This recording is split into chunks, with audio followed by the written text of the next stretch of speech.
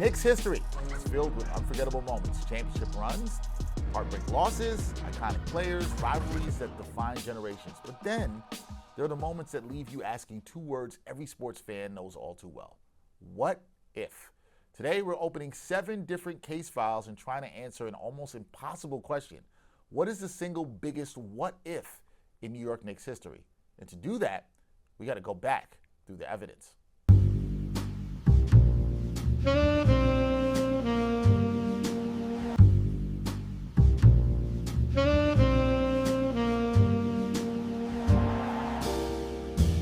Welcome to Knicks History Files, our New York Got Game mini-series where we dig into the moments, players, and decisions that shaped this franchise, and sometimes ask what might have happened if history had broken just a little differently. And there might not be anybody I'd rather have helped me investigate this particular case than Chris Herring. He is the author of Blood in the Garden, one of the definitive books on the 90s Knicks, somebody who spent a lot of time, awful lot of time, examining exactly how some of these pivotal moments unfolded. So Chris, the premise of this episode is here. We are here now. Thank you for joining me, man. I appreciate you. How you doing? I'm good, Dex. It's really good to be on with you. One of my favorite people in the media, New York media. So I'm really happy to do this with you. Thank you for having me on. Oh, man, it's good. It's been a little bit since we've seen each other, but I'm so glad we get to see each other virtually here, and I think that's really good. And, you know, I think when I look at this and talking to you for this episode, you know, I really wanted to talk about, you know, is there one moment in Knicks history which could create the biggest alternate timeline? Okay, like it's just like what could happen. There's so many things we can talk about. We're going to get into some of them, but first I want to just let people know how we're going to kind of judge these what ifs, right? I think what I would like to look at is how plausible is the alternate outcome, because everybody could talk about, oh, this would happen, but how realistic is that from happening? Does it legitimately change the Knicks championship chances? And how large would be the ripple effect afterward? So that's it. I'm curious, Chris, I told you about this episode and I reached out to you. Was there any what ifs that came to mind to you immediately, especially somebody who wrote a book on the Knicks in the 90s? Was there anything that like jumped out to you that was like, this has to be on the list? Oh, I mean, I feel like part of the reason I do make so much sense for this episode is just that the 90s were full of that. And, I feel like maybe too, it's a function of how old you and I are that, we heard so much about that era. To some extent, we lived it. We're a little bit young to have been completely locked into the 90s. I always tell people I was 4 when they hired Pat Riley. So I was not really of age to fully understand the ramifications of everything. But we've lived through a couple since then, just the Carmelo trade and everything. The one that I think about, and you and I game planned this a little bit, and you sent me an outline of kind of what you're going to ask about. The one that I didn't see on there that maybe we'll discuss a little bit, maybe we won't. The Charles Smith sequence is the one that I always think about. And I think the Knicks fans, up until they finally got another title, is the one that so many harp on just because it seemed like that was such like kind of a singular pain. I'll be really honest, I've always thought that one was like a little bit overrated. I get why people talk about that one so much because it was just sheer heartbreak in that moment where you in one moment get like 4 chances to see a plausible way that the Knicks win that game. Not to mention that they should have been in control with it just because I think they were like 20 for 35 at the line that night. Yep. They had a massive home winning streak going into that game. They were up 2-0 in that series. Yep. There were so many aspects of it that felt winnable, but that would not have won the series for them right there. It would have put them up 3-2. And that also was not the conference finals. It was the conference semifinals. So I think that aspect mattered a lot too, that it doesn't mean you're going to win a championship just by beating that team. And I think that if I have that one part right, I don't think that was the conference finals. It was the semifinals. But It was the either way, semifinals. You're right. so from that standpoint, like it doesn't necessarily mean you're going to win a title. And I think that context is really important. As much as it hurt people to watch and people have blamed Charles Smith for years and everything else, I think there were moments that were a lot closer for them it was a lot easier to see how they win a title if this goes differently, or that just if one thing shifted that they win a title. So I kind of respect that one wasn't on here just because I think that they were still a couple steps removed from definitively kind of making everything different. Even that series, they still might have lost. You and I feel the same way about this. There were two that I thought about putting on the list that we'll get to in a second. That was one. The other Hmm. was the Ewing finger roll miss in '95. Okay. I thought Yeah. about because those look growing up a Knicks fan, I remember that. I remember the pain of it, and I recently wrote something on my Substack about that conference semifinals in 1993. And look, it's interesting for me, for Charles Smith and the way he's talked about after that. Um, I've met Charles Smith in years. He is a fellow Pitt alum, so we have talked about some of this around this and how this has covered it. But Yeah. a lot was put on him from the time they traded for him and all that. I'm with you. I just think that you can argue it's one of the most painful moments in Knicks history. I will not Yes. take that from anybody. Is it a big what if? I think if you would have asked me this when I was younger, I would have said yes. As I've gotten older and I've thought more about it and just the context around it and all that you mentioned, I don't look at it as big as a what if. Because I think what we'll talk about here, and hopefully you agree with me, I think a lot of these, there's more of an open alternate timeline, I would say, to what Yes. really could have happened than I think that moment for the Knicks there. So, with that being said, just want to let people know these were the seven that I picked, and I sent these to Chris, so Chris knows what these are. I have Bernard King staying healthy back in 1985, right? When he got hurt, what could that have been? The Knicks winning the finals, if they could have won the finals in 1994, they came up short, obviously. Pat Riley, you mentioned 95. Pat Riley leaving New York. What if he had stayed in New York in 95? He goes to Miami. That transitions to the Miami suspensions in 1997, which I talked about in a previous episode here, how I think that Knicks team was really close. What if Patrick Ewing had stayed healthy in 1999 and the Knicks run to the finals? And then the last two I have that I guess are more recent for the younger Knicks fans. What if the Knicks don't make the Carmelo trade back in 2011 and the 23-24 Knicks, what if they stayed healthy? Did they have a legitimate shot to win it all? Mm. So let's start with this, Chris. We're going to go back. This is actually, we're showing our age here. We're too young to have remembered this. But since you're somebody who knows a lot of history, I said, all right, I think Chris is good to talk to about this. Bernard King. When you talk to a lot of older Knicks fans about Bernard King, they will tell you, man, he can score. He can put the ball in the basket. I mean, I've watched tapes. I'm a pretty big historian on Knicks stuff too. But before you even get into alternate history, Chris, how great was Bernard King at his peak as a scorer for maybe some of the younger viewers that might not understand how good he was? The comparison that a lot of people make, and I think it's helpful for our context as guys who are younger. This was before I was born. I was born in '86. He hurts his knee in '85. You hear the Carmelo analog analysis a lot, and I think it's valid. A guy that was a scoring champion, a guy that just had a little bit of everything in his game, was really good, kind of in the mid range, and a guy that likes to take people off the dribble, could get to the basket. Really strong, big guy. Talking about someone who's 6'7". Um, so he had a little bit of everything in this game. Arguably one of the three, four, five best scorers kind of his era. Um, I think where it gets challenging is that, well, you haven't asked the question yet, but the idea of that era, I think one of the most fascinating things about it, period, if we're saying like, does he not ever get hurt? If he doesn't get hurt, I don't know that the era unfolds the way it does anyway. Hmm. The question that I think becomes natural is like, man, if only he and Patrick could have played together. Right. I had to think about it for a minute because I've heard that and I've heard it put to me that way even when I was working on the book about the 90s Nick and how that changed the way that the early 90s looked because of that. If he doesn't get hurt, I don't think that they can drop.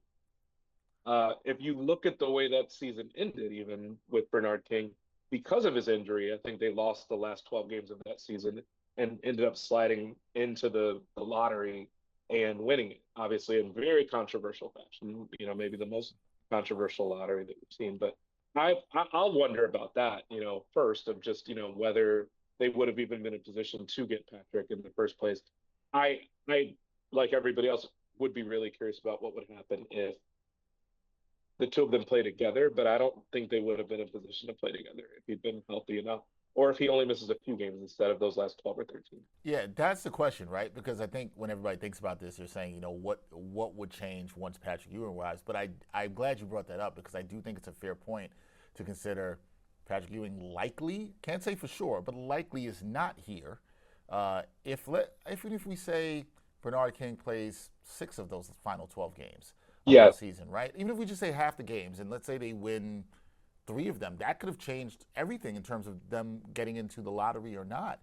But I Hmm. think, and this is part of why I wanted to have this discussion with you because, and we'll get to this more about like what's a myth or what's not. But I think that a lot of times when you think about these alternate universes, you think, okay, this would definitely happen, but that's not necessarily always true. But I think Knicks fans, when they talk about this, I'm sure you knew this from your research too. They feel like it's a lost opportunity, Chris, to have seen 2 great Knicks overlap, but that's not necessarily how it could have played out. But I think it's fine to fantasize about that and think about that to some degree.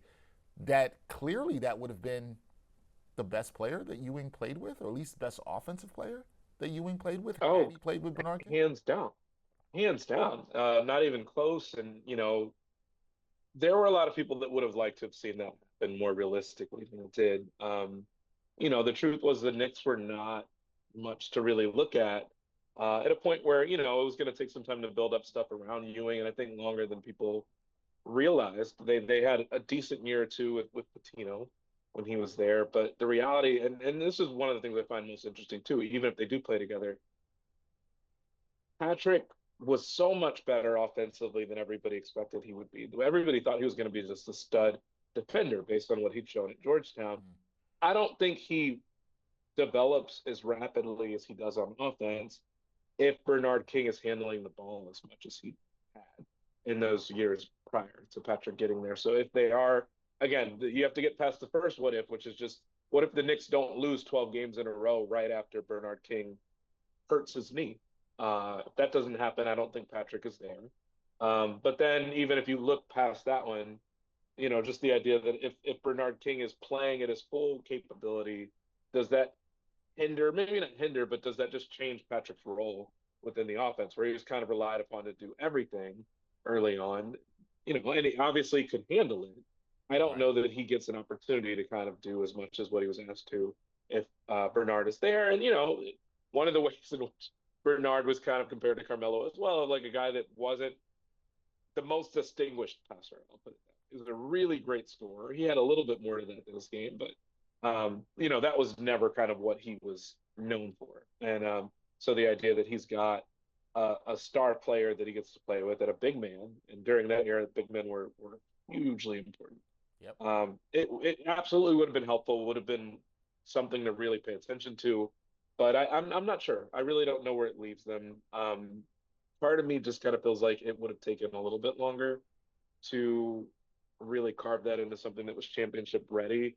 Um, but that's just my opinion, right? I mean, I just kind of feel like when you look at what the Pistons were during that era and what the Celtics were, those were the teams you were trying to run through at a time where they were essentially going into their peak or they were at their peak already. The Pistons not quite being at their peak, but the Celtics were. And I don't quite think that the Knicks were that good. Also, if you're in position to be in the lottery, 12 games is a lot, but it's not like, it's not the end of the world to lose 12 in a row.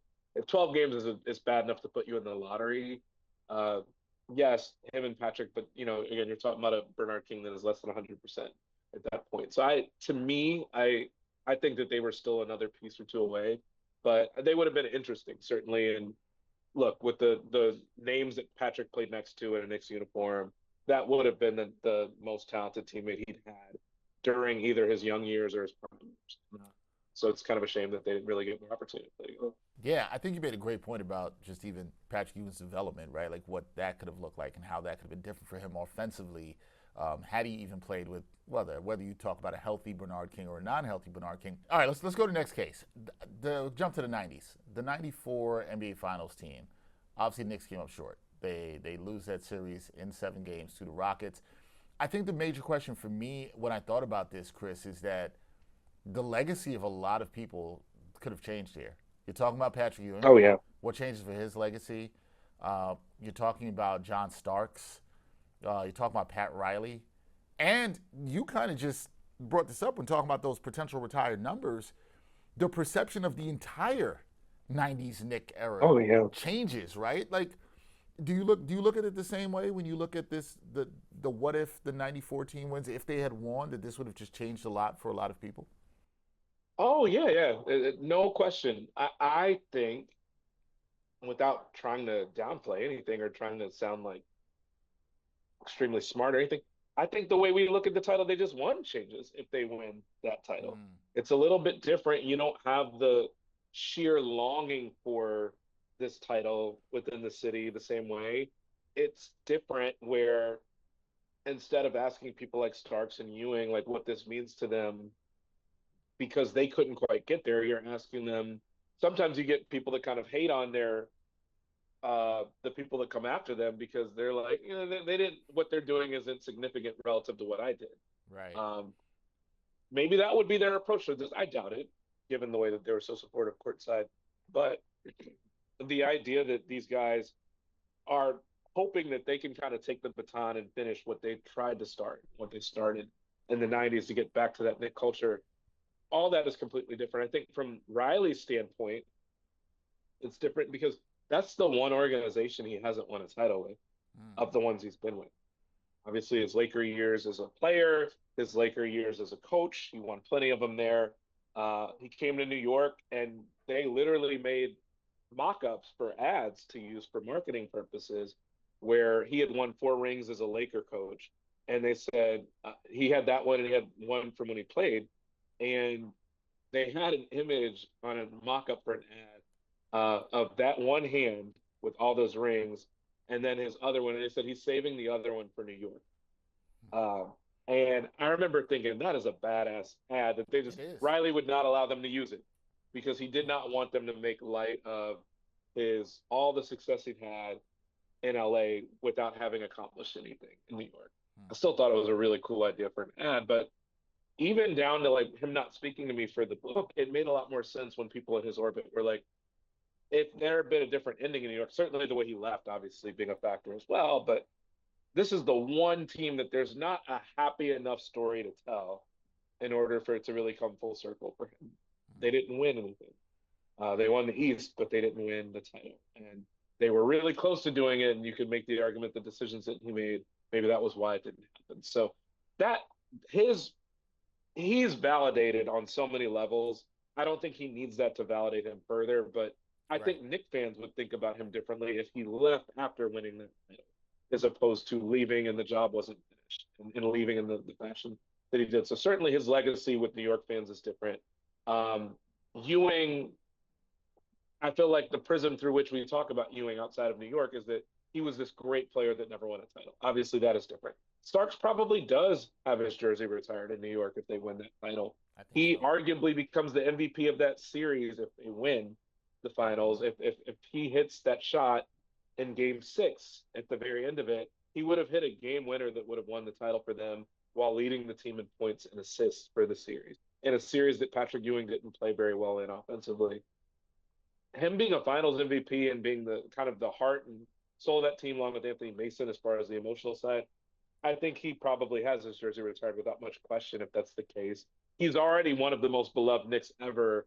Oh, Add to the fact that he's a Finals MVP, his legacy is completely different, despite the fact that he's beloved already. I always think about him and what you were saying about Charles Smith earlier. It's always been so crazy to me that Charles Smith is kind of talked about the way he is in New York, and Starks has talked about the way he is in New yeah. York, where both of them had really brutal moments. Starks on maybe an even bigger stage, and just didn't come through, couldn't come through. But Starks is like everybody's best friend, kind of the way they talk about him, and just the presence that he has, the rapport that he generates in New York is so fascinating to me. But he just becomes even more beloved and maybe more people's favorite player if he does that. So it's a much different conversation that we have. We think about the Rockets differently if we're Oh talking yeah. about one title versus the two. Um, and who knows if they win the second title without having won the first one. There's different questions that you ask, but yeah, the legacy there is much different, and it really, to me, that is the biggest what if that I can think of that era, just because it's like it only took one shot to really Mm. change the conversation. Starks, by the way, in that game 6, had made 7 shots in a row, I think it Yep. was, Yep. leading up to the one that he had kind of tipped Tip or just by barely grazed Olajuwon. by a fingertip Mm-hmm. by Olajuwon. And I think people forget about that aspect of it. Uh, you know, it was so critical that that shot go in just because the Knicks were also on the road for game 6 and 7, and they had nothing but kind of just the news to watch in And Houston because there was 3 days, right, Chris, between 6 and 7. And one of the things I remember yeah. learning from your book was Starks had just, and it's funny, I talked to John Starks about this in an interview. He had dealt with the death of his grandfather, who he was really Yes. close with, and he was sitting with that, and also having missed a shot in Mm-hmm. Game 6 for 3 days. Mm-hmm. And when I learned that from your book, reading your book, that really even changed for me how I looked at that because Yeah. from a human standpoint, I just thought about him sitting with it, right? Just not just the missed shot, but also the weight of having lost somebody close to him, and that human Oh side of yeah. it made me be like, man, that was tough. That was really tough. Yeah. He shot two. He actually shot 3 for 18 in game 1. He got there right before the series started. I think he took a day with his family. He had like 20 members from his family coming down from Tulsa Mm-hmm. to watch games 1 and 2 of the finals, I think, because it was so close by in the neighboring state. And instead of it being what would have been like kind of a homecoming and also like a family reunion, it was literally a funeral for his grandfather, kind of the man in his family that he respected the most and really had a close relationship with. And, you know, understandably was not in a good headspace for game 1. Played lights out from games 2 to 6, was clearly their best player during that run.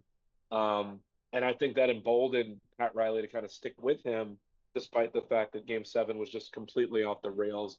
And really, what Stark said to so many people and the way he was behaving, and you can kind of see it and just watching the clips back from that game, he had basically been dealing with crazy insomnia for that 3 day stretch. The Knicks were they had people on that team that actually have said in hindsight, we should have gone back to New York between game 6 and 7 Mm. because we couldn't go anywhere without feeling the pressure that was kind of just embedded in that city. Where once the series was back even at 3-3, everybody's rooting against us. That's the way it feels because we're in the other city. Um, and at that point, we're thinking about how close we were to getting it done in game 6. We're exhausted. At that point, it was the longest playoff run that any individual team had ever had, where all these series were 7 games. Games, yep. And so they played 24 games to that point. They'd had 2 7-game series and the ones leading up to that. And then this was a game 7 as well. They were exhausted. They were mentally exhausted. And everywhere they looked on television, anything that had to do with sports was talking about how close they were to almost winning a title.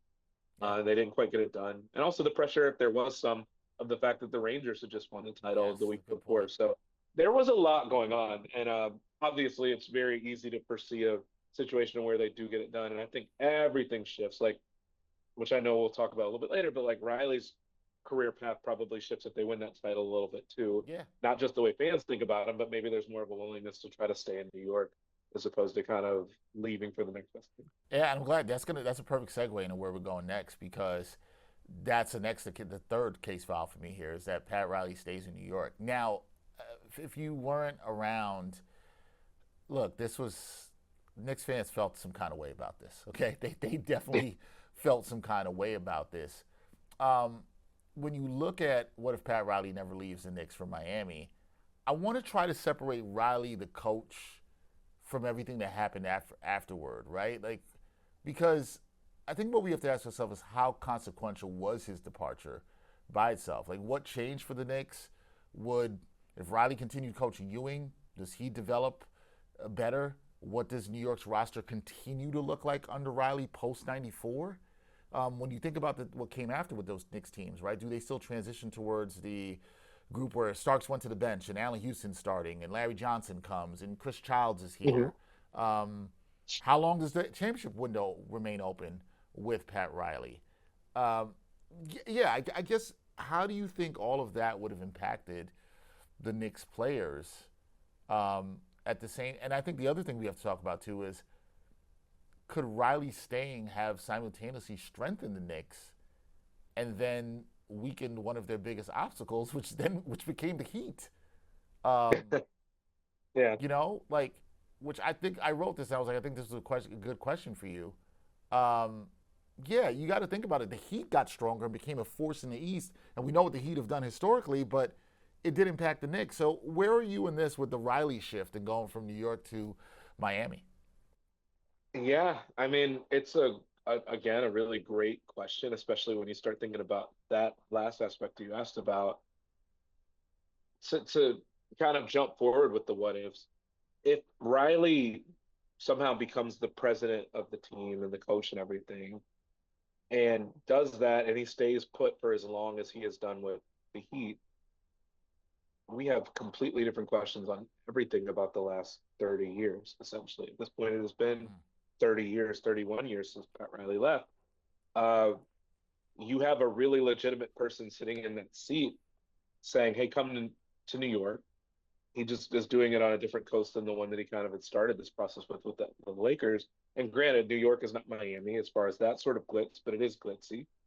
Now, sure, it's more glitzy if you could say that Pat Riley has won in New York. So again, that 94 question does seem pretty big if they had won that title. I imagine it does deepen his resolve to kind of stay put. I also think, and he said this himself, and I remember quoting it in the book from, uh, something that he talked about, even in his resignation letter, which was very controversial because he sent it through a fax. Facts. Um, he talked about the idea that when you keep kind of getting to the mountaintop and keep getting turned back, that starts to have an effect on the team. And I think it really, one, did have an effect on the team.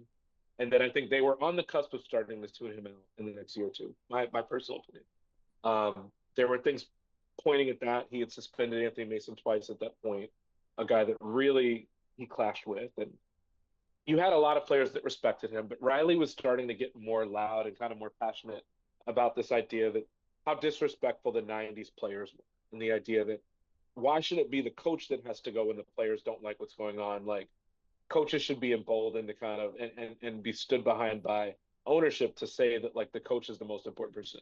And Riley, it was interesting, and I certainly wrote about it in the book of him kind of talking about the disease of me and how corrosive that can be toward a team that has had success no longer having success. And I think there were aspects of that that were true for Riley, as much as they were probably hypocritical there. My honest thought, I don't think Riley had much longer in it in New York. Just personally, like I think that he had kind of gotten so frustrated with how close they'd gotten. I think that he was, ironically enough, he chose to leave during a time where Michael Jordan essentially was out of the league. Um, and that was when you look at when the Knicks made their two finals runs in the 90s, it was 94 and it was 99 when Michael Jordan was not playing. Good point. So I've always thought that that was really interesting and actually spoke volumes about how relevant the Knicks were in the East, but how, yeah, like anybody, they needed a little bit of help to kind of get it done while Michael was playing or not playing.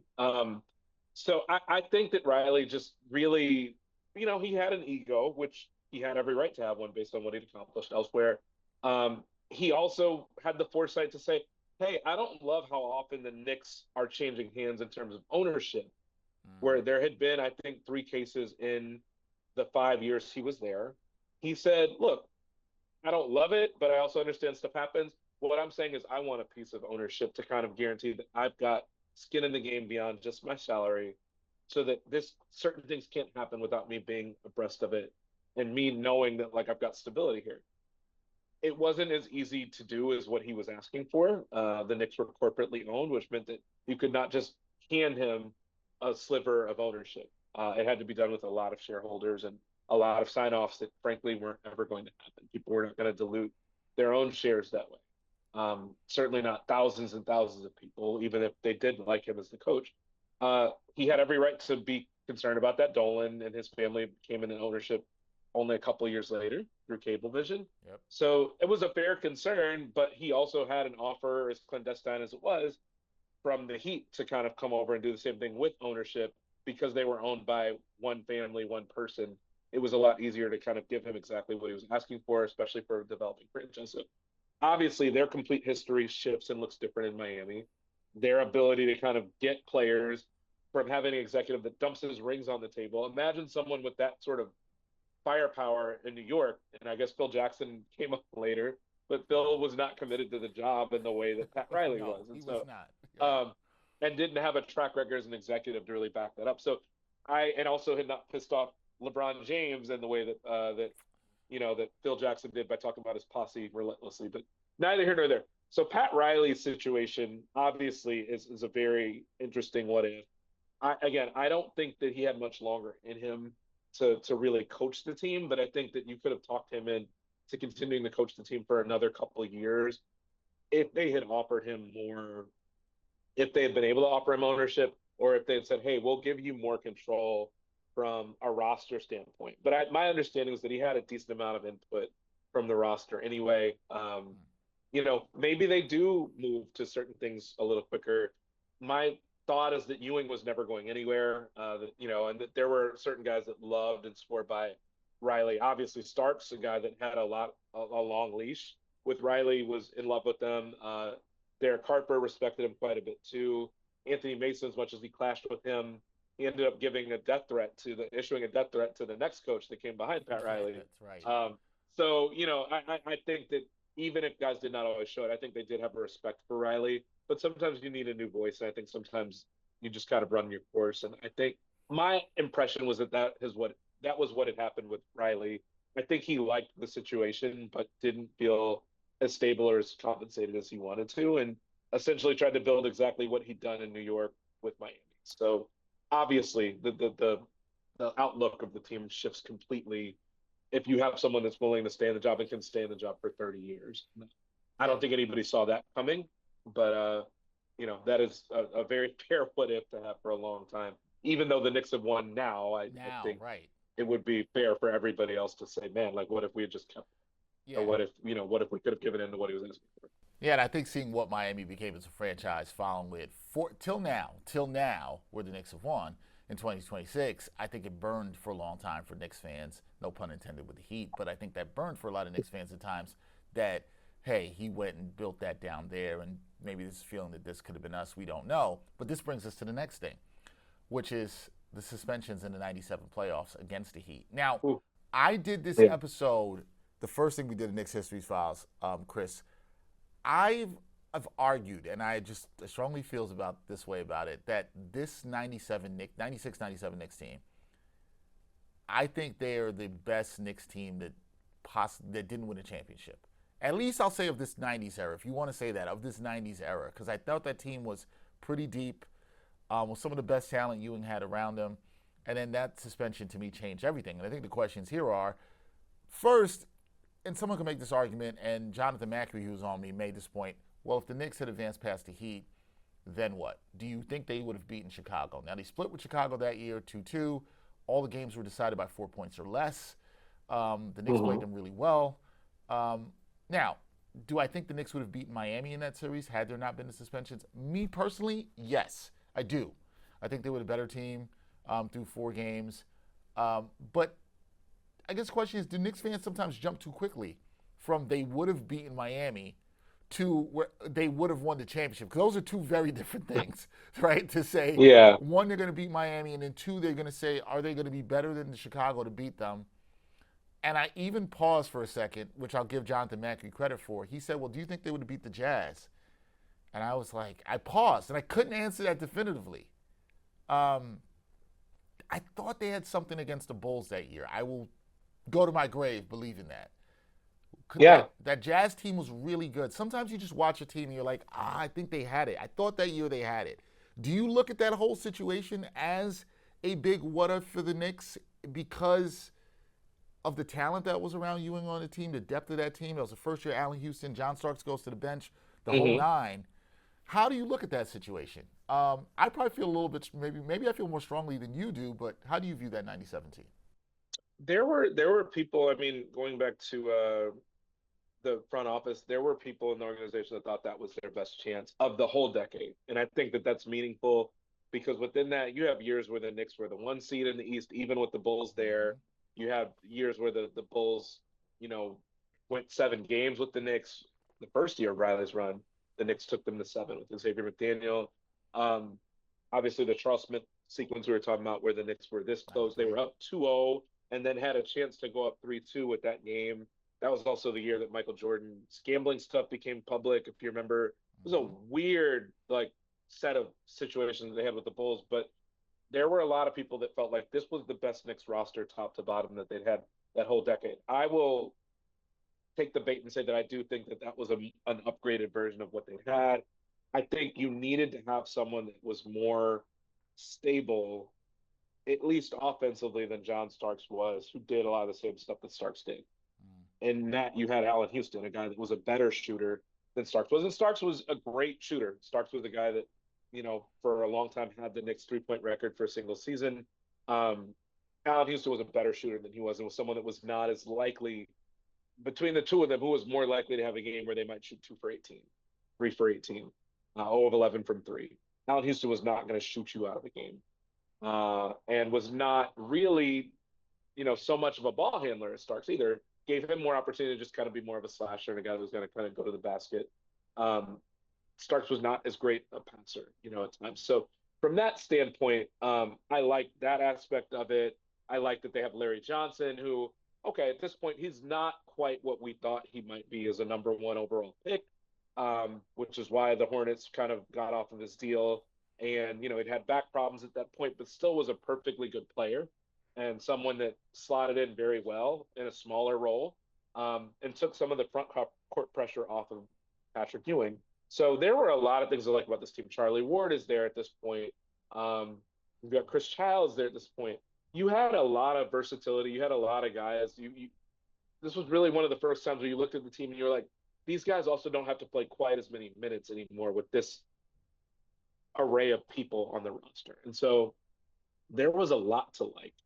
Um, I don't know if they beat Chicago. I feel pretty confident in saying that I think they would have beaten Miami. You look at those years, those last, what was it, 4 years between the Knicks and the Heat. The Knicks won 3 of those series. This Three or was the four one that series. they didn't Yep. win. And when you talk about Riley and the idea of he kind of lifted up this team that all of a sudden would be not only a mirror for the Knicks, but also an obstacle for them. And it was, but and certainly this was a team that had better regular seasons than the Knicks did in a lot of those cases. But the Knicks, as much as you could, really had their number, especially when you talk about, being an 8 seed and knocking off the Heat, which just broke Pat Riley's heart. And that he really talked about, even with his players, the idea of like, I don't know if I can do this anymore. It really broke his resolve for a moment. I'm sure Knicks fans were thrilled to know that. Um, Yeah. so from that standpoint, I really do think that this was a team that was a little bit different. I know Ernie Grunfeld has been on the record saying, I think that was our best team and that we really kind of picked these guys specifically. We're lucky to get some of them. The Hornets were looking to get off Larry Johnson's deal just because he at one point was the highest paid player in the league. We were one of the few teams that could really afford him, and he really fit what we were doing. Unselfish guy who needs a little bit less of a load on his shoulders, but can really pick it up when he needs to and can be effective for us. So I liked that team. I don't know, like, to go 2-2 against the Bulls is nice. The games were all competitive. I Hmm. think at that point you just want to give yourself a shot against the Bulls. Hard to imagine anybody beating them, but if anybody was going to do it, why wouldn't it have been one of the Rockets, either them or the Pacers? Obviously, got really close one year as well, but I don't know. You just want to give yourself a shot. You at least want to get there, and I know that that was heartbreaking for them. Not just that they didn't get there, but that they didn't get there because of a rule change and Patrick Ewing leaving the bench, and the idea that you know the Heat really didn't get anybody suspended aside from PJ Brown. Um, and because it was a new rule, I think there were a lot of Knicks fans that really had a bad taste in their mouth about it. And was it rigged? And was it this? And was it that? And the reality is the Knicks had kind of put themselves in that spot for all the other fights they'd had for so many years, where the league decided we're going to crack That's a down fair on this. point. That is a fair point. That's a fair That point. there was literally the big fight with the Suns years earlier. There was the big Yep. fight with where Greg Anthony was wearing like the pajama top looking thing and sucker punched Kevin Kevin Johnson. Johnson. And then Yep. there was also the fight against the Bulls that went into the stands that David Stern was sitting right there as it happened, where Starks was in the stands, kind of fighting almost against security guards. And I remember there was a moment where the league was like, enough. And it was essentially that Bulls fight because there were children that were sitting in the first few rows of the seats, and not just children, but some of the children of the owners and the minority owners of the team Yeah, in that's never going to Chicago, go over and they well. were like, can't be roughing up Mm-mm. children of owners that are worth hundreds of millions, if not billions of dollars.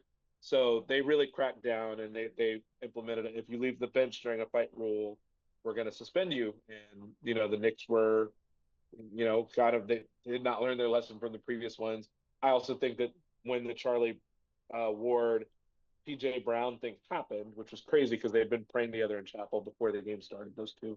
Um, what was wildest about it was that it happened right in front of the Knicks bench. So they cleared the bench quickly to come out and be supportive of Charlie Ward, a lot smaller than PJ Brown. The Heat have been on record saying like that would have been just as likely to be us had that happened on our end of the floor. We wouldn't have been restrained, but we were held back because we would have had to race across the floor, and we kind of knew those rules. So there, even that creates a question: did Pat Riley kind of say something to get under the collar of his play? And if you go back and watch the clip, I think Doc Rivers was saying something during the play-by-play when he was announcing the game, and I think he said something like, Miami is going to have to fight their way back into the series. That was as the free throw was being shot that he said that. And, the Heat were about to take another bad loss, go down 3-1. Or I'm sorry, 3-2. That was going to make the series Mm-hmm. 3-2. But right as that was said, you see PJ Brown flip Charlie Ward upside down. And it's kind of all it took. But that was a bad moment for Knicks history. It went to court, but essentially what was found in court is like, hey, it's written in the bylaws of the league that David Stern gets to make this call on his own. Is it reasonable to say that Patrick Ewing left the bench? Yes. Did he leave it by a ton? The Knicks were No. always of the opinion that he didn't. The league was like, I mean, he clearly did it, and we're gonna enforce it, which it becomes harder to argue at that point. Like, it's the rule. It sucks. It's the rule, and you don't want to see a series decided that way. But I think it also hurt the Knicks. And I think this point is very important. Mm. Forgive me for No, no, no, taking no. so long to get to it. They split the suspensions in half because so many of the Knicks players were suspended. And so instead of suspending them all for one game and then giving the chance a real chance to kind of close the series out, the next game they did it alphabetically. And so they suspended Patrick Ewing and can't remember who else it was. Like I know Allen Houston got suspended. I know And Starks I got think and I suspended. think Larry Johnson. I think they were the first for the Larry first one Johnson from and Charlie Ward yeah. himself too. So because of that, you had like three suspended for one game and two for the other, but you would have just rather had your full rotation of guys for one of those two games. Yep. Concede that okay, we're probably going to go into a matchup where it's going to be 3-3 because we're not going to have anybody for one game. But the Knicks would have been too short roster wise, too small roster rises. They wouldn't have been able to play a game with all the guys they had suspended in that one game. So they had to split it up, and in doing that, I think that hurt their chances a lot too. Yeah, it It's did. a really rough one, and Knicks players will tell you that one really sat with them for a Yeah, long I've time. talked to some Jeff of them. Van Gundy in particular. Particular, Jeff Yeah. Van Gundy's talked about it. Mike Breen told me also earlier this year he thought that was a Knick team that he really believed could have won it too. And obviously, he's been around a lot of Knick basketball. I happen to agree with him, but we got to move on. I think another one for Knicks. It's a great year. The 1999 playoff run was amazing for Knicks fans. Yeah. And the Knicks, I think most reasonable people watching basketball looked at that playoff run and it was an amazing time in the city.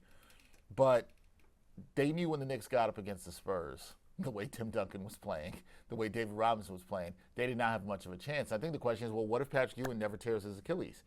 So Chris, do you think a healthy Patrick Ewing materially changes that San Antonio series, or were the Duncan and Robinson duo just simply better?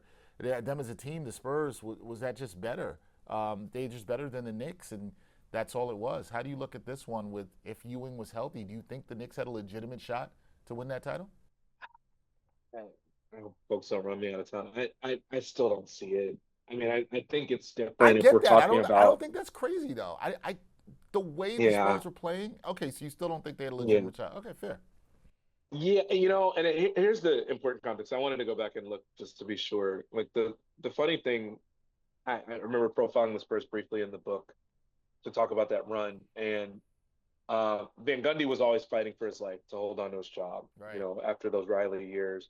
Um, And I thought it was relevant that like he was fighting for his job in a year where that was a lockout, and they fired Ernie Grunfeld because he and Van Gundy had kind of been openly, not openly feuding in the media. Um, Ernie Grunfeld is frustrated that that Van Gundy won't play Marcus Camby more because he was their big trade. They traded Charles Oakley to get Marcus Camby, and Van Gundy is upset that the Knicks traded Oakley in the first place because this is one of his favorite guys and a guy that he's saying, I want someone that can play every game. It's not going to complain, that can be a leader out there on the floor.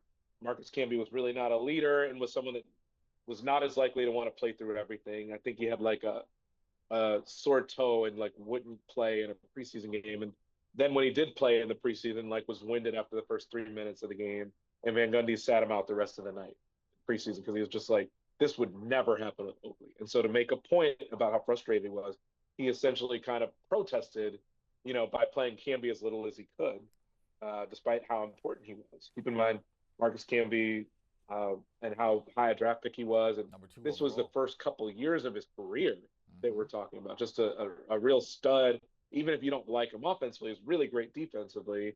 And you need somebody like that as Patrick Ewing is aging and Oakley is not there anymore for a team that has always kind of rested on, really hung its hat on what it does defensively.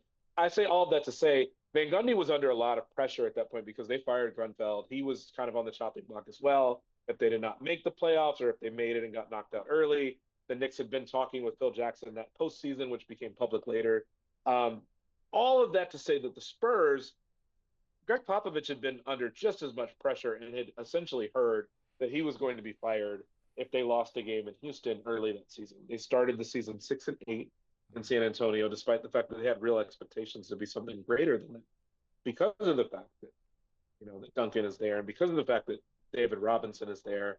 And so he told Avery Johnson and David Robinson and maybe one other player after shoot around, if we don't win this next game, they're gonna can me. Like, you guys have to go out and really show effort. If you like me as a coach, stand up for me, play hard. They went 42-6 the rest of that season.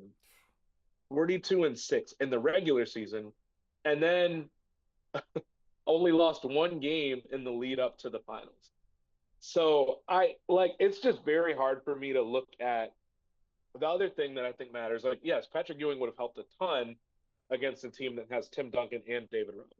No question, right? Even if he's not fully healthy, even if he's not prime Patrick Ewing, he helps.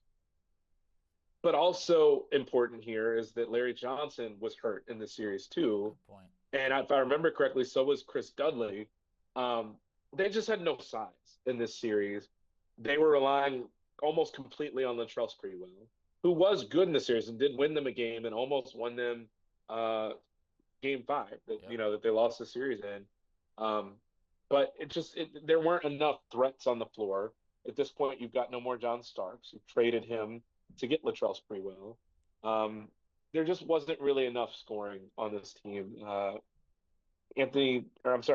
Houston was nice, but just not like there wasn't enough scoring and there wasn't enough size on this team. And I think even if you do add Patrick's size in there, I don't want to make it sound like the size was the only issue. I think that fundamentally Patrick Ewing probably does not win them this series either. I just think the place he was at in his career was tough, and this team had two guys that were Hall of Famers at essentially those two positions at that position. Yeah, I think maybe they win another game, Chris. I don't know. Yeah, I think that it's more competitive, right? Right. Yeah, I think it's more competitive. Like maybe they win another game. I think you and I are on the same page on this.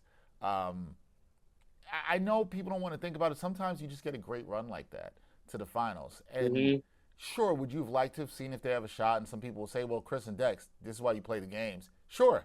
But if you ask me, honestly, if you give me the truth serum and ask me what I think maybe they get another game. I just think the way Duncan played, because I forgot about the 42-6 for the rest of the regular season. The way Duncan and the team played in the postseason, how good they were defensively and how good Duncan was as a two-way player. If you haven't watched, go back and look at some Spurs highlights of that 99 run. They were really damn good. Really, really damn good. Yeah. And I think the other part, Dex, too, and I'll move on, I think part of the reason that Knicks team broke through, there was a couple things. One, they had been really injured during the season, and it was a short season. Yep. A lockout shortened season, which you had an aging group that was trying to just stay healthy and put their foot on the metal and really pedal and really kind of came together right at the end there. But I also think that when they got in the playoffs, they were experienced, but they had experience against particular teams. They were really good against Miami, as they'd shown. So getting Miami doesn't phase you, even though they're a one seed. Then they played the Pacers at one point in that playoff run, In the conference and they finals. played the Yep. Pacers repeatedly for years too. So from that standpoint, like there's a familiarity there with those teams that there just wasn't with the Spurs, and I think that that can help you and kind of level the playing field a little bit more. There was none of that for the Spurs, not to mention the size that that team had relative to everybody else. It was just a very different matchup against a team that had a lot of things in common as far as just being really, really tactically sound defensively. And a coach that has something to prove that feels like, if I lose this, obviously they're not going to fire Greg Popovich once he took the team to the finals, but had been trying to dig out of that same hole that, that Van Gundy was trying to dig out of, that you can win a round, 2 rounds, maybe even 3 rounds that way. But when you find a team that kind of has a lot of the same stuff they're up against and has that much more size during that era of the NBA, it's always going to be tough, Yeah. unless you've got great perimeter scores. And I think they had one, but not two Yeah. during that series. I would agree. Next up, we're gonna jump. We're gonna fast forward a bunch of years because after that, it was pretty much the wasteland of Knicks history, is what we'll say here. Let's go to the Carmelo trade. The big thing you always hear from Knicks fans, always you're gonna hear is like, okay, and I'll call it the conventional Knicks fan version of the story, is that they should have just waited and signed Melo. And I do think to some degree, when you look back at this, you can say that's true. You would have liked to have seen it happen, but we can't be that certain, Chris, that it would have worked out that way. Do you look at the Melo trade itself, that it was a mistake for the Knicks, that they traded and gave up as much as they did for him? Or do you think Knicks fans have exaggerated what keeping those players and assets, I'll say, would have changed for the trajectory of that team, that era of that team going forward? Yes. Yes, both of those things are true. Yes. Two things Probably, can be right? true. They can be I, true. right. And I think that in this case, both probably are. Like, I think the Knicks might have had a higher upside if they just stay the same and don't give up. I mean, they gave up, what was it, like a third of their roster to get up. And it was a young, talented roster. You had Gallinari, you had Mozgov, you had a couple of guys that legitimately looked really like they could be something. And a team that was really fun, regardless of what you thought about how much they could do. That team was very fun and had something that, look, Carmelo presented and provided some incredible moments in the Garden. It's not to take a thing from him. There's a reason that, that he dropped 60 in a game. And, that 12-13 season was incredible. He deserved to be number 3 in MVP voting that year. Um, similar to one of the questions you're going to ask in a moment, they deserved, it felt like, to kind of have an opportunity to go toe to toe with that Miami team from that year because they looked the part of a 2 seed. They kind of flubbed their way into it as far as playing small ball and playing, 5 out a lot of the time, but whatever. Um, I think the thing to remember, Carmelo, the Knicks were not the only team trying to trade for Carmelo. They were not even the only team in this region trying to trade for Carmelo. The Nets had a package together for him that they were ready to pull the trigger on. And that actually prompted the Knicks to kind of step up their offer. Jim Dolan didn't want Carmelo, from my understanding and what I've read. He didn't want Carmelo to end up in town, but not with the Knicks. And so he kind of pushed the envelope further than I think even what Donnie Walsh was comfortable with, their president at the time, and was willing to give up more in order to get him to go to the Knicks instead of the Nets at a time where the Nets were on the cusp of joining the city and coming into the city. And Carmelo was a very marketable name at the time, a huge player, a superstar by almost any definition. But a player that at the same time, similar to the way we talked about Bernard King, like how much of a difference maker is he in terms of like winning the whole thing, especially if it's going to be the one guy you get for this deal. It's not to diminish that, but for that to be the return, you're going to still have holes on your team that you've got to have covered some other way. And so that was something that ended up happening. I think it was kind of a two-pronged thing of like, well, they realized they were going to need more defense with the team that had Amari and Carmelo. And so they had to undo a bunch of other stuff they'd done. I think one of the things people forget about is them having to amnesty Chauncey Chauncey Billups Billups. right after they brought him back, Mm. which hurt because it would have been more helpful to amnesty Amari Stoudemire, given the fact that his knees didn't really hold up throughout the course of those 5 years. And you had what would have been a contender around Carmelo if not for the fact that you had $100 million contract for Amari that couldn't do anything. Chauncey was still a productive player at that point and seemingly a good person to kind of calm Carmelo down, the same way we saw with Jason Kidd, essentially, Right. later on. Right. Only for that 1 year, but I think you could have utilized someone with his skill set maybe more than you really needed to. Carmelo and Amari essentially played the same position at their best. Uh, Amari was a four, and Carmelo was a four, and they both like to shoot from the elbow and operate from the elbow. And it was why they weren't great together on the court. Not to mention you had Tyson Chandler, who was a guy that you wanted to use Amari in the pick and roll, but you kind of needed to do that with Tyson. Too. Otherwise, he's just standing there. Right. So all those things were kind of wrong with that instance. If they'd waited, you could have done that, but the Nets probably get him. You have to be willing to say, so be it. Yeah, it would suck to have Carmelo playing for the other team, but it's not a marketing race. It's building the best team, and how you go about getting that player matters too. And Carmelo had been very clear in saying he did not want to wait until the lockout was over to get his money because he didn't know the lockout would. Lockout's almost always in, but I can't fault him for wanting his money. Right. I can fault the Knicks for saying that we have to get this done with this player right now. They would have figured something else out. And if they'd had to roll with that team that they had, it wasn't a bad team. It was a team where you still needed another guy or two.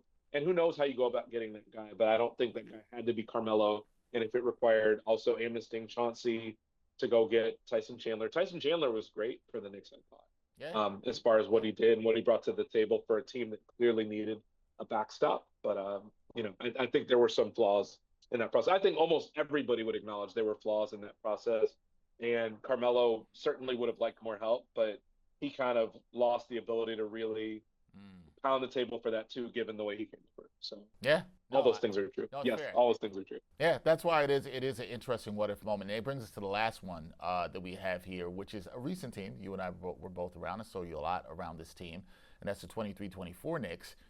And it's what if that Knicks team stayed healthy? Because how much did injuries actually obscure what that team's ceiling was? Now, we saw that all fall apart for them in this conference semifinal series against Indiana. Now, I think there's a lot here. How would they have matched up in the Eastern Conference Finals against Boston? Now they end up beating Boston the next year. Was this a finals caliber roster, or is this simply a team that probably should have won a second round series if they were healthier? Jonathan Macri also brought this up. He's very high on this team. He thinks they are the greatest Knicks team that did not win a title.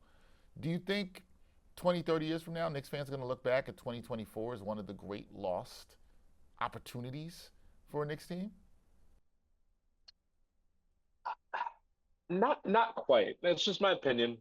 Could be wrong. I think it's also very easy and worthwhile, by the way, if you're a huge fan, like you're gonna remember every slight and every almost Yeah, like yeah. I do. You see me wearing my Michigan sweater now. I can go back to 2016 and a bunch of other really close The pain losses is and still unfair there, Chris. losses, in my opinion, that they had the Ohio State games. Like I can remember those games so vividly and just feeling Michigan State games too. You name it. I say all that to say, I think I think it all influenced how they won this year. If you Mm. get further, then I think it actually becomes more impetus to kind of say that Tom Thibodeau still deserves to be the coach. Because then, if like the reason that they were hindered in that run was because they were injured, there's always been kind of a direct line that people like to draw between Thibodeau and injuries and minutes and injuries and whatever else, right? And they really kind of came apart in that last game of that season where Brunson fractures his hand. OG tries to kind of go back out there and have his Willis Reed moment. If I'm remembering the series correctly, I'm pretty Yeah. sure I No, am. no, right. There was, in Um, Game 7, he came out and he tried to play, and it didn't. He mhm. hit his and, first and two shots, and then it didn't. Yeah, which is ironic. That's what he it was. did, but like he couldn't, and it He was couldn't crazy because move. He couldn't move up and down the court. I remember saying to Fred Katz in particular, and maybe a few other people, Yeah.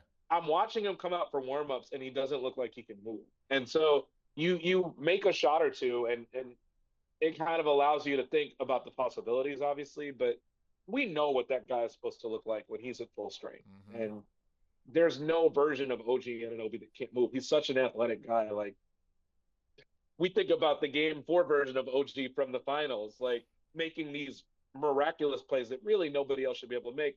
The fearlessness that it takes to go in and dunk on Wemby multiple times in a series, like that's OG. He's playing kind of balls to the wall. It's not a guy that is like so hindered that he can't move. And so looking at that, the Randall injury that happened earlier in the season against Miami, Yep. this was a team that was so banged up that realistically, yeah, if they were healthy, absolutely they have a chance. And I agree with Jonathan on this point. I It's not to say I think they would win, but more than any other team, I would have liked their chances against that Boston team because they were so physical that I think, and we did see it the next year where Joe Mazzulla wanted no parts whatsoever of Mitchell Robinson. No, no part. Like you could kind of see it right then and right there. Now, I do think Mitch was also out in that series too by the He time that you was. got to that point in the series from what happened in the Sixers round. Yep. So it's really tough. Like it's such a massive what if because it's involving, like, it almost feels like the suspension thing we were talking about from 97 where so many guys are out that you kind of can't pick part and parcel like which ones you're plugging in. But at full strength, I think that Knicks team was good enough to beat Boston. Absolutely. I don't know if they would have. I don't know that they were built as well as they were now to do it from the standpoint of having McHale and having OG and both of them at full strength and both on the wing. DiVincenzo was a great player, and maybe that would have been enough to do that. I did like the combination of strength and kind of finesse and skill that Knicks team had. Like I did not feel like that Boston team was all that well equipped to play really physically, and I thought that the Knicks did have an edge there that I was really hoping that we would get a chance to see in the playoffs. I felt like they were a little too shorthanded to beat Boston with that version of themselves. Even before you saw about Jalen and maybe even OG's injury, but I would have been intrigued. It is a what if. To me, it's a little bit weaker than some of the others just because they had so many injuries. And frankly, I don't know. At that point, I felt like you probably would have needed something from Randall. And I know he didn't come back at that point, but you would have needed some version of him to kind of go toe to toe. I just think he provided too much scoring to just kind of have him completely out of the mix and still Right. really have hopes of winning at that level. And maybe that's wrong. Like I understand that they obviously were better without him eventually, but I think it's different to do that over the course of after an off season where you've kind of done away with that player. It's like, okay, we know Right. this is how we are. They had played like that for a while, but I did kind of feel like they were still missing something. They had a secondary score, but that secondary score was kind of like whoever was hot that night, whether it was DiVincenzo or maybe Josh was playing really well on the ball, or maybe it was that Mitch was just a beast on the offensive boards and everybody else was getting second chance points because of it.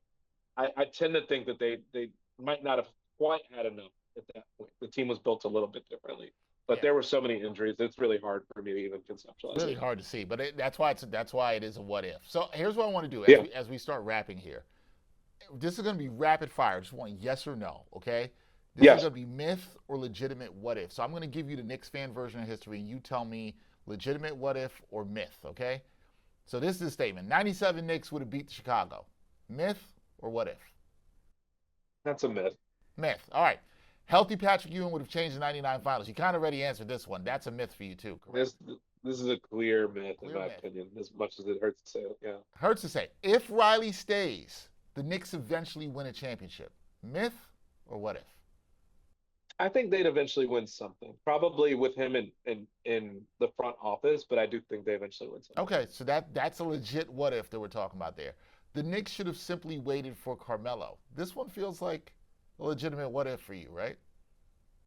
Yeah, I think they probably should have. I don't think that they could win it the way that, I mean, they made two playoffs with them. Right. That's not enough considering like how much you gave up for him. So they should have waited. Yeah. Fair. And then the last one we just talked about, a healthy 2024 Knicks team reaches the NBA Finals. Myth or what if? I'll say what if, but again I just think that I think we forget how many injuries that team They got a had. lot Like of they were so injuries. far from it. There were like 4 or 5 guys at that point. So yes, but I think that like they were not close to healthy by the time the conference finals were close. Okay, so now we got to narrow this down. We had 7 files here. You can only keep 3 of these, Chris. Of the Okay. 7 we talked about, you can only keep 3. What are the 3 you're keeping for finalists for the biggest what if in Knicks history? Okay. I think I'm going to take the middle ones, to be honest with you. I'm going to Okay, take the 94 finals and how close that was to happening for them. They were a shot away in game 6. fair. I'm going to take the 97 suspensions. Mm-hmm. Um, and I'm going to take Pat Riley staying in New York. Like, I think that they certainly would have had at least one championship between those 3, but I really think they probably have a few. Like Riley staying again. If my essentially what you're saying here, you're not necessarily saying it, but it's close.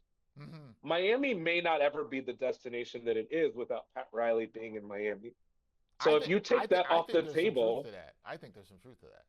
if you take Miami off the table as one of LeBron's options in 2010, Mm-hmm. and also by that point, Pat Riley has the level of power that he has. There's no Phil Jackson in New York because of that. But you probably have a better version and like a more focused, serious version of what Phil Jackson should have been. And maybe someone that keeps Jim Dolan at bay because of it. If that's the case, LeBron might not mind playing in New York. He might take it more seriously. He might go there. And if that's the case, all these questions become different. Um, so I think you're looking at a reality in which the Knicks probably have at least 2 or 3 titles since the era we're talking about. Let's just say I think they would have had at least the 2, Wow. at least 2, not Okay. including the one they just Yeah, the had. one he just had. Um, Right. yeah, like LeBron would have been able to convince. I think it actually would have been easier to convince people to play in New York than it would have been to play in Miami. Which is which is And a interesting. team that was willing to spend. Which is interesting you say that because I thought about putting on this list. What if LeBron chose New York? But the reason I Uh-huh. didn't was because of what you just said. All the other things that I believe had to happen before that to even have this Yes. alternate universe of this Yeah. happen. So for me, Chris, I'm with you. Your 3 is the same 3 I had. We have the same 3. Wow. I had the same 3 as a Wow. finalist, right? Knicks, what if they win the NBA Finals? What if Pat Riley stays in New York at 97? Because I just think with the criteria I had, I think those are the biggest what ifs. And they're the most trajectory shifting to me. It's really Mm. hard. Like, as much as we talked about 23, 24, it's hard for me to say that because we've kind of seen what came after that. We saw them win a championship 2 seasons later. Mhm. We've seen that. So, but I wanted to put something, I guess, a little more modern there You that should. that You we should is have fair, because right? Yeah. they were close enough. And some of these runs that we're talking about from the 90s were no closer than that. Like it's kind of the same thing, but I think I'm glad you put in something that was more modern. I think it was a good fit. So before we go to our final verdict, you said earlier, and I thought this was a really good point. You brought up Charles Smith and how I didn't put this on this list, but you said Hmm. you felt like Knicks fans kind of overrate that as a what if. I And do. I want to say this. I think the what if, based on stuff that you said in this episode, that Knicks fans might underrate, maybe to some degree. I think it's the Riley part of it. I think that might be the most underrated one because of the pathways that come out of it. But that's just my opinion. But with all that said, what's your final verdict? If you have to take one of these, you got it down to 3. Now I got to get it down to 1. What's the biggest what if in Knicks history? What are you going with here? Oh, um, I know it's a lot of pressure, I'll Chris. I say know. it is, and I think here's the only reason it's really hard, right? Like Yeah, I think it's that I feel like the '94 finals and Riley staying in New York are kind of one and the same. they're Just kind of connected, if right? he wins the title with New York, I think the pressure that he was feeling to do something else shifts. The way the players respond to him. It's not to say it completely changes everything because he also won 4 with the Lakers and had to leave, Mm. right? Because he just wore on the players so much they were tired.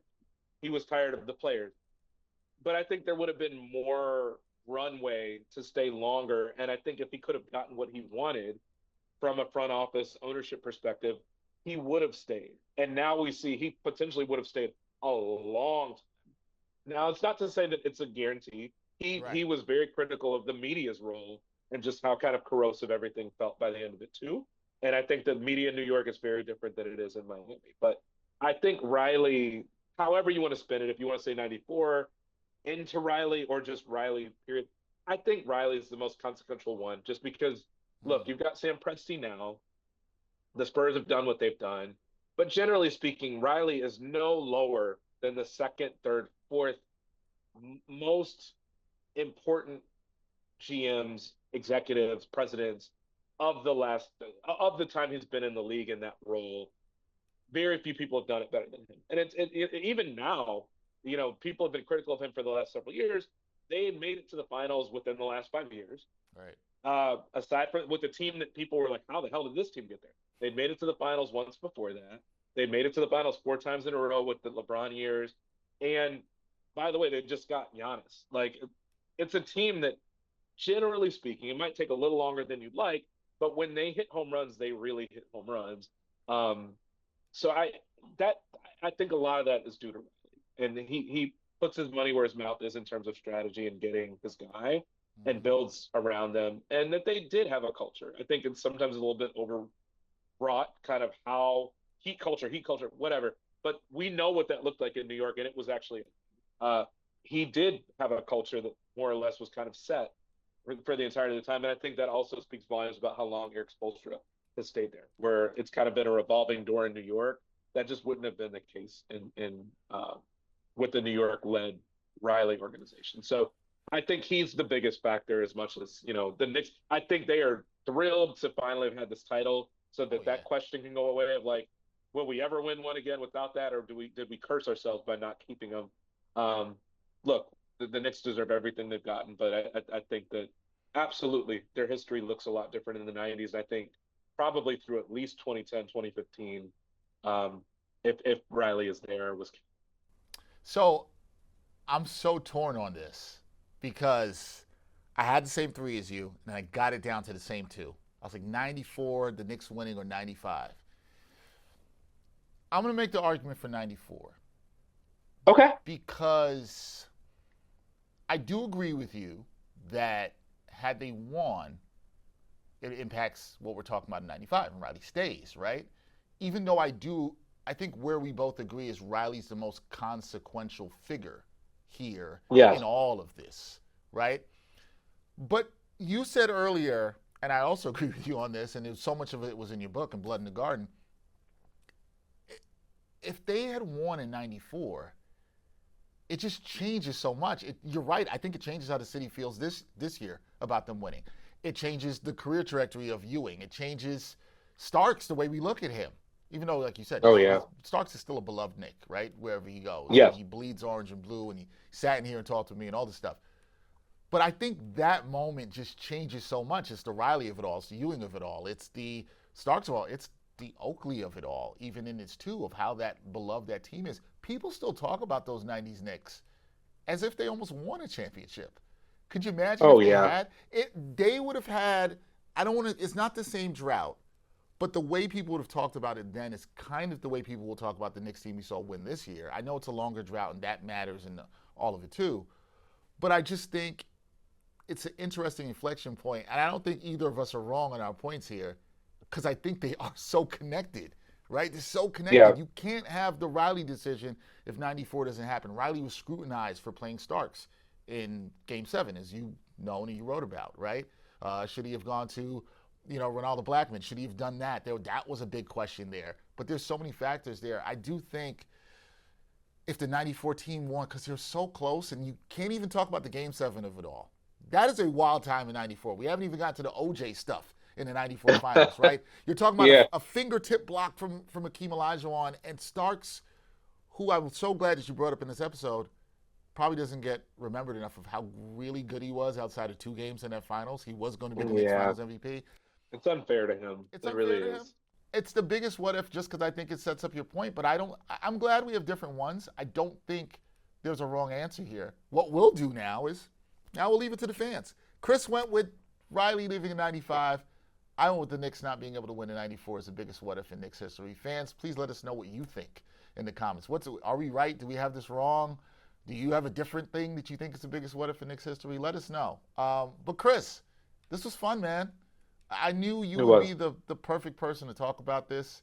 I like talking about a little bit of history, and I appreciate you joining me on New York Got Game, man. I really appreciate you coming here and talking in depth with some nuance about all this. Thank you so much. No problem, man. I'm always happy to join you when I can, and I really appreciate you wanting to have me on Dex. Thank you so much. No, anytime. Everybody, Chris Herring, if you have not read already, please check out his fantastic book on the Knicks, Blood in the Garden. It's an amazing, amazing book. If you're a Knicks fan, you should pick that up. You've got to do it. Chris has more work coming on the way. Chris, I miss seeing you. Always appreciate you. And I'll have you back on soon on New York Got Game for sure. Thank you so much, Dex. Really appreciate you, man. Be well. No, anytime. And everybody, please let us know, as we said in the comments, what do you think is the biggest what if in Knicks history? Do you agree with Chris? Do you agree with me? Do you have something else? Let us know what you think. That is the great Chris Herring. I'm Dexter Henry. We'll catch you next time on another edition of New York Got Game. Peace. And thanks for watching New York Got Game. Boom shakalaka.